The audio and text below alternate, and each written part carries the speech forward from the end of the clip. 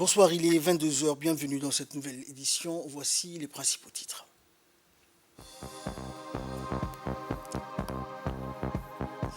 Le ministre de la Communication a parrainé aujourd'hui la cérémonie de lancement officiel d'AfriFiber au Djibouti Palace Kempinski. Et en football, pas de suspension pour Vinicius qui a été victime de racisme. La tribune est fermée à Valence. Voilà pour les titres, bonsoir à tous. Le Premier ministre Abdelkader Kamel Mohamed a reçu aujourd'hui à la primature le représentant de la Banque mondiale à Djibouti, Boubacar Sidbari. Le représentant de la Banque mondiale a fait au Premier ministre un compte rendu sur l'état d'avancement de la coopération entre Djibouti et la Banque mondiale. Au cours des discussions, le Premier ministre a plaidé pour que la dynamique s'accentue davantage, à même d'harmoniser et de renforcer encore plus la coopération entre Djibouti et le groupe de la Banque mondiale. Le directeur du cabinet du Premier ministre a assisté à l'entretien entre le Premier ministre et le représentant de la Banque mondiale à Djibouti. Présenter et sensibiliser l'Assemblée nationale sur les initiatives, défis et perspectives de la géothermie, tels étaient l'essence et l'objectif de l'atelier parlementaire qui vient de se tenir donc aujourd'hui au sein de la représentation nationale, initié par le président de l'Assemblée nationale de l'État, Mohamed Deleta, et le ministre de l'Énergie, Younis Ali. Cet atelier parlementaire sur la géothermie a porté sur les mesures publiques accomplies par les structures de l'État et du secteur parapublic en vue d'accélérer l'avènement d'une ère d'énergie renouvelable à moindre coût. À la suite donc des interventions, notamment du président de l'Assemblée nationale et des propos donc du ministre de l'Énergie chargé des ressources naturelles, les parlementaires venus nombreux et toute affinité politique confondue ont pu profiter de la participation des responsables du ministère de l'Énergie, des organes sociaux. Ainsi, les membres de l'Assemblée nationale ont pu bénéficier des explications et enseignements techniques prodigués par les invités de la représentation nationale et dans la quête, donc grâce à leur savoir-faire et de permettre à Djibouti de glaner à terme une indépendance énergétique.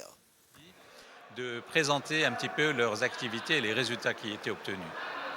Pour ma part, le projet de Fiale géothermique qui a été conduit par l'électricité de Djibouti, l'EDD, et que le CERD a accompagné, a permis de réaliser aujourd'hui 3 forages de 2500 mètres de profondeur, et ce sont des forages déviés. Ces forages ont permis de démontrer l'existence d'un réservoir profond à plus de 2000 mètres de profondeur avec une capacité relativement limitée en raison de la présence de beaucoup de sel étant donné la proximité de la recharge qui est rien d'autre que l'eau de mer. Et ceci donc donne une capacité aujourd'hui de l'ordre de quelques mégawatts au niveau du rift d'Assal, à Fiale même, mais il est recommandé dans la phase qui vient de compléter cette partie-là avec un autre réservoir au niveau de ce même site, avec ce qu'on appelle le réservoir intermédiaire, avec une faible profondeur, de l'ordre de 700 mètres de profondeur, 700 à 900 mètres de profondeur, qui doivent faire partie normalement de la phase prochaine. Écoutons à présent l'intervention du ministre de l'Énergie chargé des ressources naturelles. Sans énergie, aucun développement socio-économique n'est possible, ni même envisageable. L'énergie constitue donc les principaux moteurs de l'économie et un levier puissant d'amélioration des cadres et des conditions de vie des populations. Aussi, le développement socio-économique auquel nous aspirons légitimement implique la disponibilité et l'accessibilité d'une énergie abondante à moindre coût. Le développement de l'énergie géothermique constitue, à juste titre, l'une des réponses face aux défis énergétiques auxquels notre pays est confronté aujourd'hui. Notre pays, situé sur le rift est-africain, est assis sur une fournaise dont les vapeurs, selon les nombreuses études menées, seraient susceptibles de produire plus de 5000 MW d'énergie géothermique sur l'ensemble du territoire national.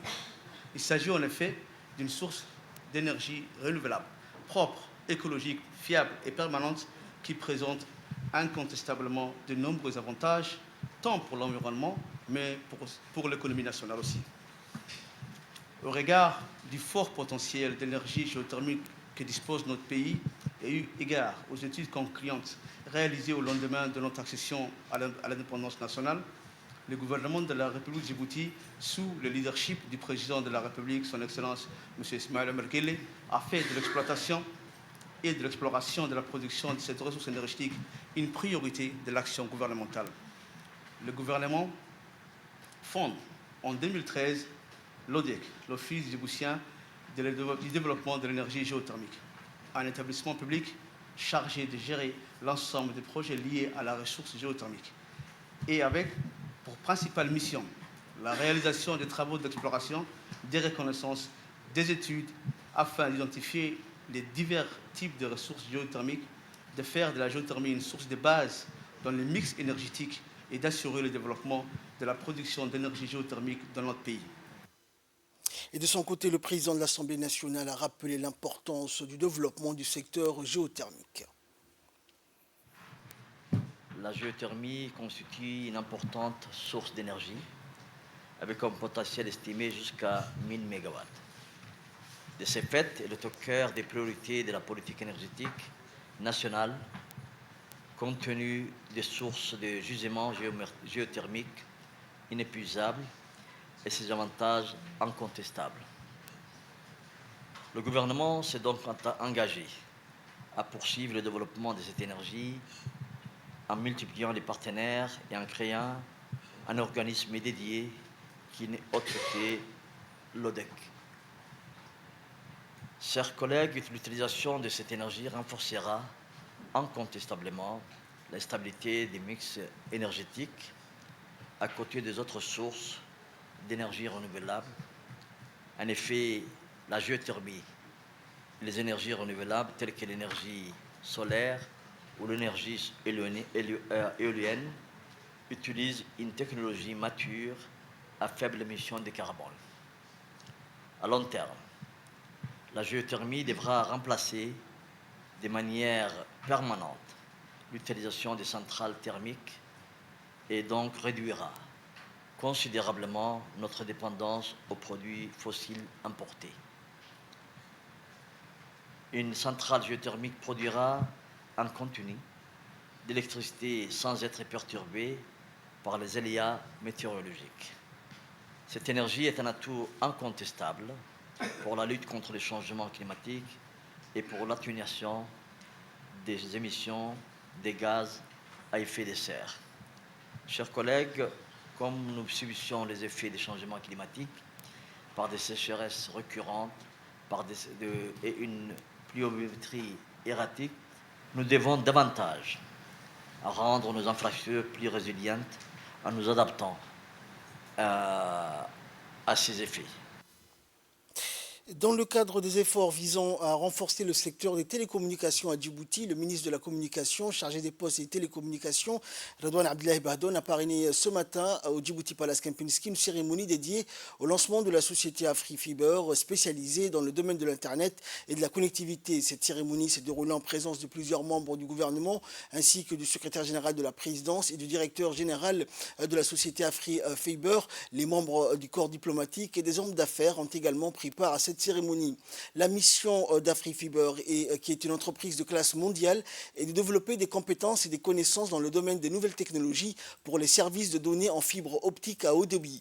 Le lancement de cette société spécialisée dans le domaine de l'Internet et de la connectivité intervient après l'achèvement de la construction de son réseau dans le centre-ville qui conduira environ 270 bâtiments et étendra également la couverture à d'autres zones et quartiers tels que la cité Rodane, Gabod, la cité du Héran, cité d'Awalé ou encore le quartier Haramous. Écoutons pour plus de précisions concernant donc cette société, cette cérémonie notamment, le ministre de la Communication, Redouane Abdoulaye Bahdoun. Plaisir et de fierté que je prends part à la cérémonie officielle du lancement du service Internet et des réseaux à fibre optique de la société AfriFiber. En effet, notre pays, à l'instar de tous les pays modernes, a décidé de favoriser l'accès à tous ses citoyens aux infrastructures haut débit. La déclaration des politiques sectorielles adoptées par le gouvernement et la stratégie nationale de développement Vision 2035 ont exprimé l'impérieuse nécessité de dynamiser le marché des télécommunications afin de favoriser l'émergence d'offres et de services nouveaux, de qualité à des prix abordables, tout en assurant une forte diffusion des technologies de l'information et de la communication à tous les niveaux de la vie socio-économique du pays. Partant de cela, mon département n'a ménagé aucun effort pour traduire dans les faits cette vision du chef de l'État, son Excellence M. Ismaël Marguelé, pour qui les services du haut débit Internet doivent à court terme passer du statut de produit de luxe à celui de grande consommation. En délivrant une licence pour la fourniture des services Internet, en l'occurrence à la société Afrique Fiber, notre objectif était de faciliter de façon rapide l'accès à l'Internet haut débit et permettre ainsi l'usage des technologies de l'information et de la communication par le plus grand nombre de nos concitoyens. Mesdames et Messieurs, distingués invités, la cérémonie qui nous réunit aujourd'hui revêt une importance particulière pour l'ensemble du secteur des télécommunications à Djibouti. Je demeure convaincu qu'elle marque le début d'une nouvelle ère pour ce secteur. En outre, grâce aux signatures d'un cahier des charges, de nouvelles obligations sont fixées pour la société Afrique Fiber. Ces obligations sont établies sur la base des préoccupations essentielles exprimées par les consommateurs djiboutiens sur ces dernières années. Ces obligations portent notamment sur le déploiement et la couverture du réseau haut débit, les exigences de qualité des services, les investissements à réaliser, ainsi que la création d'emplois et la promotion des cadres nouveaux. En marge des assemblées annuelles de la Banque africaine de développement qui ont eu lieu à Sharm el-Cheikh en Égypte, le ministre de l'économie et des finances, Ilyas Moussa Daoualé, a eu des entretiens avec le sous-secrétaire général, administrateur, assistant et directeur du bureau régional pour les États arabes du programme des Nations Unies pour le développement afin de discuter des voies et moyens de renforcer les relations entre la République de Djibouti et le PNUD. Le ministre a remercié le directeur régional pour les pays arabes du PNUD pour le partenariat fructueux de longue date avec la République de Djibouti qui date notamment de 1979. Le ministre de la Santé, Dr Ahmed Roblé, a pris part à la 76e Assemblée mondiale de la santé qui a débuté le 21 mai dernier à Genève. Cette assise a vu la participation de l'ambassadrice de Djibouti à Genève et du conseiller à la mission de Genève. En marge de cette assemblée, le ministre de la Santé a présidé la session d'ouverture de la 66e Assemblée mondiale de la santé en présence du président de la Confédération suisse, du président de la Mozambique, du président de la Fédération internationale de football et de l'ancienne première ministre de la Nouvelle-Zélande et du directeur général de l'OMS. En fin de session, donc le ministre de la Santé, qui a été le président de l'Assemblée mondiale de la santé durant une année, période 2022-2023, a passé le témoin lors de l'élection au nouveau président. En effet, au terme de l'article 25 de son règlement intérieur, à chaque session ordinaire, l'Assemblée de la santé élit un président et 5 vice-présidents qui occuperont ces fonctions jusqu'à l'élection de leurs successeurs. Je vous propose de suivre à présent l'intervention du ministre de la Santé lors de ces assises.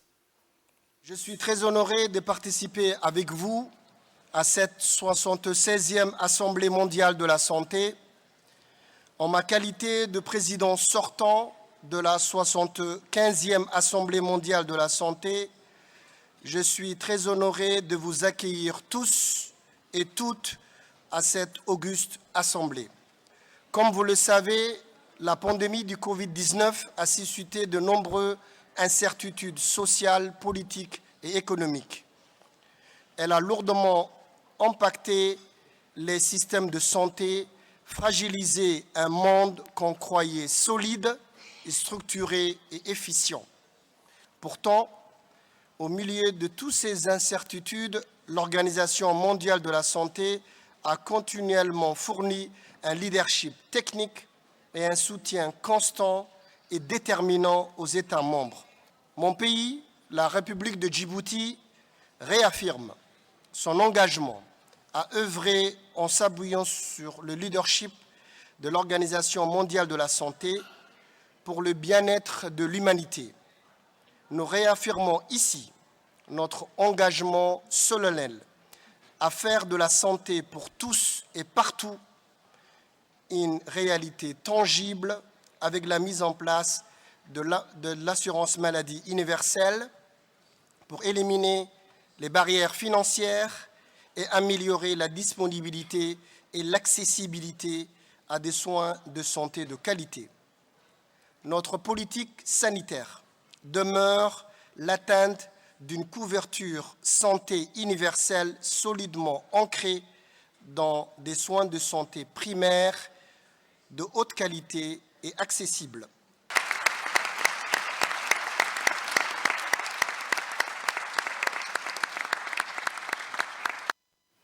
En nouvelle nationale, toujours, les locaux de l'Escale International Hôtel ont abrité aujourd'hui, au terme des travaux de 2 jours, des experts de la jeunesse et des sports, la réunion des ministres de 7 pays membres de la Commission de la jeunesse et du sport de l'océan Indien. Cet entretien a débuté avec la prise de parole de la présidente de la séance. Et cette réunion a eu lieu dans le cadre des préparatifs des prochains Jeux de la CJSOI qui auront lieu en 2025 aux Seychelles. C'est dans ce contexte d'organisation que la ministre de la Jeunesse et de la Culture, Dr Hibo Moumin Assowe, a tenu une visioconférence avec le directeur du CONGEFES en présence des experts et représentants des pays membres de la CJSOI en vue d'analyser les rapports fournis par les experts au terme de ces 2 jours de réunion et fut clôturé par une photo de famille témoignant des liens qui unissent ces 7 pays à travers la CJSOI.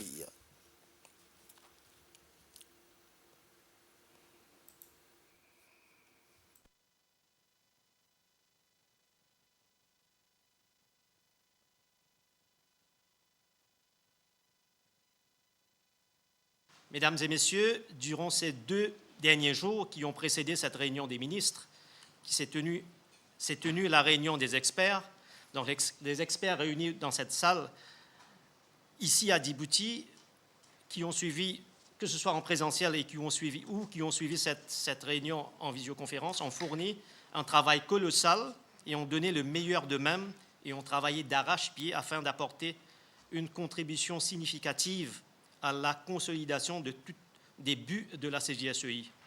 Cette réunion des experts nous a permis de réfléchir ensemble des stratégies multilatérales sur plusieurs sujets qui sera sans nul doute précieux pour un avenir encore plus prometteur. Donc, avant de conclure, je voudrais remercier chaleureusement de votre disponibilité, que ce soit les experts ou les ministres ou les représentants des ministres, pour assister à cette importante réunion. Je voudrais aussi exprimer mes remerciements à la République de Djibouti et au ministre Dr Madame Hibo Moumin Assowe pour l'accueil chaleureux, l'hospitalité légendaire et d'avoir mis à la disposition de la CJSEI des conditions exceptionnelles pour la tenue de ces 2 réunions. Finalement, je tiens à remercier le personnel également au sein de votre ministère, Madame Hibo, qui ont fourni un travail considérable dans l'organisation de ces 2 sessions. Suivant également l'intervention de la ministre de la Jeunesse et de la Culture. À exprimer tout d'abord toute ma satisfaction à l'endroit de la Commission de la Jeunesse et des Sports de l'océan Indien que nous recevons ici à Djibouti et toute ma fierté d'appartenir à cette comité ou à cette entité géographique et culturelle connue pour ses valeurs d'ouverture et d'amitié. Les experts ont fourni 2 jours d'intense travail qui leur a permis de se pencher et de cerner les problématiques relatives à la jeunesse et au sport et de proposer les perspectives et programmes pour les 2 ans à venir. Permettez-moi de leur adresser toutes mes félicitations pour la qualité du travail fourni et les encourager à redoubler d'efforts. Après les années de la pandémie de la Covid-19, dont les impacts furent dramatiques, notre organisation se trouve à un tournant historique dans un contexte mondial où la jeunesse est au cœur des agendas de développement. Vitrine régionale des politiques sectorielles de nos pays respectifs, en jeunesse et en sport, la CJSOI est appelée à favoriser encore plus les échanges interjeunes et de tisser des liens encore plus solides. Nous nous devons ainsi, en tant que premiers responsables des politiques de la jeunesse, de les accompagner pour relever les nouveaux défis des développements durables, en leur apportant les soutiens nécessaires dans tous les processus afin d'accéder ou afin d'accélérer leur intégration socio-culturelle et économique. Développer beaucoup plus la culture des sports et de disciplines sportives, stimuler plus leur créativité et implication quant à la recherche de solutions innovantes, de promouvoir le rôle d'acteurs et de leaders dans les programmes prioritaires comme la préservation de la paix et la protection de l'environnement. À nous donc de trouver, puisqu'on a autant d'ambition, beaucoup plus de moyens pour offrir à nos jeunes beaucoup plus de plateformes de rencontres, de formation, d'échanges d'idées, plus d'espace d'expression de leurs talents, de leur génie aussi. je voudrais un peu insister sur la question du numérique, qui est un levier essentiel de développement durable et que nos jeunes sont appelés à s'en approprier. Donc à nous aussi de les y aider en se dotant de moyens conséquents pour la concrétisation de programmes inhérents. Je reste néanmoins convaincue de notre volonté de consolider les acquis et de raffermir le réseau de la CGSOI. Je souhaite plein succès à tous nos travaux et je félicite. Dans l'actualité également, les travaux de la 25e réunion du Conseil de l'Agence internationale des énergies renouvelables se sont ouverts donc hier, mardi 23 mai, à Abu Dhabi, capitale des Émirats arabes unis. Notre pays a été représenté à cette réunion par le représentant permanent auprès de l'IRENA, l'ambassadeur Moussa Mohamed Ahmed. La séance d'ouverture a été donc menée par le représentant de l'Uruguay en sa qualité de président, était suivie par une table ronde de haut niveau intitulée « En route vers la COP28, transformation de l'énergie basée sur les énergies renouvelables et les matériaux critiques ». Il est à noter qu'au cours de cette réunion, le directeur général de l'agence a présenté le rapport intérimaire sur la mise en œuvre du programme de travail et du budget pour 2022. Le ministère de l'Environnement et du Développement durable, avec une étroite collaboration, travaille donc avec l'IGAD, a organisé un atelier de validation et d'adoption de la stratégie nationale de l'économie bleue, atelier qui s'est déroulé du 23 au 24 mai au Seny Hill Center à Arta. Cet atelier qui a été présidé par le secrétaire général du ministère de l'Environnement, Dini Abdallah, a vu la participation des représentants des différents départements ainsi que de plusieurs autres représentants des secteurs. En effet, cette stratégie nationale de l'économie bleue permet à Djibouti de mobiliser des ressources pour développer l'économie de ce secteur. Il est le fruit d'un processus de consultation nationale avec l'ensemble des parties prenantes liées à cette thématique. Aussi, la dite stratégie s'oriente sur une relation équilibrée entre la croissance des économies liées aux activités maritimes et la protection des écosystèmes marins. De plus, elle s'aligne à la stratégie et le plan de la mise en œuvre de l'économie bleue de la région de l'IGAD.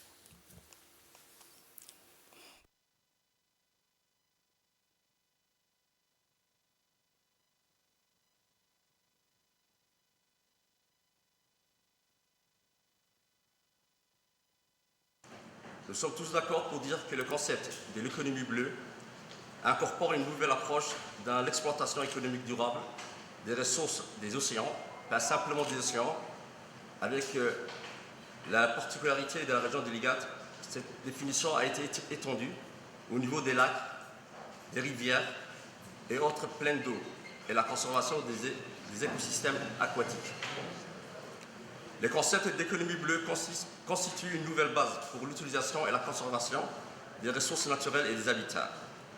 À cet égard, l'économie bleue s'inscrit dans la logique de l'agenda 2030 des Nations Unies et englobe tous les objectifs du développement durable compte tenu de son caractère inclusif. Djibouti est en train de valider sa propre stratégie et contribuera à orienter l'économie bleue du pays vers un développement durable. Djibouti, en tant que siège de l'IGAD, a bénéficié de ce projet, démonstration pilote de la pollution plastique au niveau, par exemple, de la plage du Siesta. Et de son côté, le secrétaire général du ministère de l'Environnement, Dini Abdallah, s'est félicité donc de la tenue de cette réunion. A été introduit pour la première fois lors de la conférence des Nations Unies sur le développement durable qui s'est tenue à Rio de Janeiro en 2012. Il vise à améliorer le bien-être humain par la croissance économique, l'inclusion sociale et la promotion des moyens de subsistance, tout en garantissant la durabilité environnementale des océans et des zones côtières. C'est pourquoi, ces dernières années, la communauté internationale a pris conscience de l'important relais de croissance offert par l'économie bleue. En effet, nos modes de production et de consommation, jusque-là peu durables, ont conduit à une surexploitation, voire à un épuisement des ressources terrestres, ce qui a poussé les États côtiers à se tourner vers les ressources marines qui offrent un grand potentiel de richesse, pouvant stimuler la croissance économique et la prospérité sociale, tout en assurant la protection de l'environnement. Djibouti a pris l'engagement de faire de l'économie bleue un moteur de croissance et de développement durable des secteurs productifs comme la pêche, l'aquaculture, le tourisme, les transports, la construction navale, l'énergie, la bioprospection, l'exploitation minière sous-marine et les activités connexes. Le document de stratégie nationale de l'économie bleue qui vous sera présenté est le résultat d'un processus consultatif et participatif qui a mobilisé et impliqué de nombreux acteurs et partenaires à différentes échelles du territoire. le gouvernement entend, à travers cette stratégie, à créer les conditions pour l'attractivité des investissements publics et privés, nationaux et internationaux pour sa mise en œuvre. Le développement de l'économie bleue étant une véritable opportunité pour la diversification de l'économie de notre pays. L'Institut islamique de Djibouti, affilié à l'Université islamique Imam Mohammed Ben Saoud de l'Arabie Saoudite, a organisé une cérémonie dédiée à la remise des diplômes de la 4e promotion d'étudiants des départements universitaires de l'Institut. La cérémonie a eu lieu dans la grande salle du Palais du Peuple, rappelant que l'Institut islamique de Djibouti, affilié à l'Université islamique Imam Mohammed Ben Saoud, a été créé en 1981 et donc ceci à la volonté du gouvernement du gardien des deux saintes mosquées et du gouvernement djiboutien dans le cadre de la coopération entre les deux pays frères et plus précisément dans le domaine de l'éducation. La cérémonie a été couronnée par des séries de discours, dont celui du directeur de l'Institut islamique de Djibouti, qui a souligné le rôle joué par l'Institut saoudien pour poursuivre le rythme des efforts du gouvernement pour promouvoir l'éducation arabe en République de Djibouti.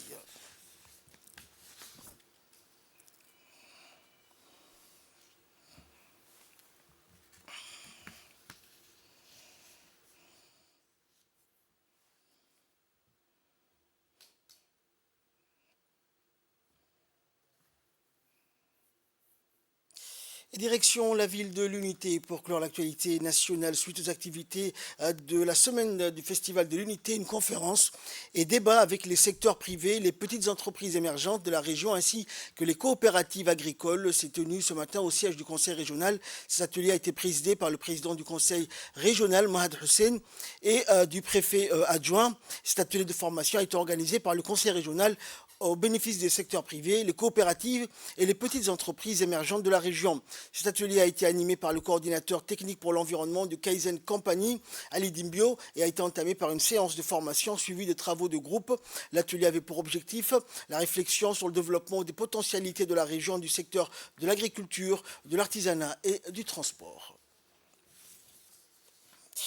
En nouvelles du monde à présent, en sport notamment, la Fédération espagnole de football a annoncé hier que Vinicius, victime d'insultes racistes pendant la rencontre Real Madrid-Valence dimanche, n'écoperait pas de match de suspension malgré son carton rouge. Le Brésilien pourra rejouer dès ce soir contre le Rayo Vallecano au Bernabéu pour la 36e journée de Liga. Par ailleurs, la tribune Mario Kempes du stade Mastella, d'où provenaient les injures racistes, sera fermée pour une durée de 5 matchs. Vinicius, qui avait écopé d'un carton rouge lors du Real Madrid-Valence dimanche, après avoir été victime d'insultes racistes pendant la rencontre, n'aura pas de match de suspension, mais une tribune du stade de Valence sera en revanche fermée pour 5 matchs. C'est ce qu'a annoncé la Fédération espagnole hier. C'est tout pour cette édition. Merci à vous de nous avoir suivis.